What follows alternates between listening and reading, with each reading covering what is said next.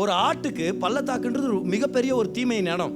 ஏன்னா அங்கே ஓனாய்ங்க இருக்கும், நரிங்க இருக்கும், வேற மிருகங்கள் வந்து அட்டாக் பண்ண முடியும். ஆனால் நம்ம எல்லாரும் அவருடைய மந்தையின் ஆடா இருந்து இந்த மாதிரி நிலைமைக்கு வந்தோம்னா என்ன செய்யணும் தெரியுமா?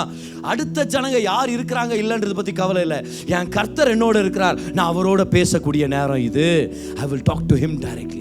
கர்த்தரின் மேய்ப்பரா இருக்கிறார், நான் தாழ்ச்சியடையேன். என்னை புல்லுள்ள இடங்களில் மேய்க்கிறார், அமர்ந்த தண்ணீர் அண்டையில் கொண்டு போய் விடுகிறார். அவர் என் ஆத்மாவை தேற்றி தமது நாமத்து நிமித்தம் நீதியின் பாதைகளில் என்னை நடத்துகிறார். இதெல்லாம் அடுத்தவங்கள்ட்ட பேசினாரு. ஆனா மரண இருள் பள்ளத்தாக்குன்னு வந்த உடனே அடுத்தவங்கள்ட்ட எல்லாம் சொன்னார், எல்லாம் கொஞ்சம் ஸ்டாப் பண்ணுங்க, இப்ப நான் கர்த்தரோட டைரக்டா பேசுற நேரம். ஏன்னா மரணம், இருள், பள்ளத்தாக்கு, பொல்லாப்பு நாளும் என்ன அட்டாக் பண்ண வந்துட்டு இருக்குது.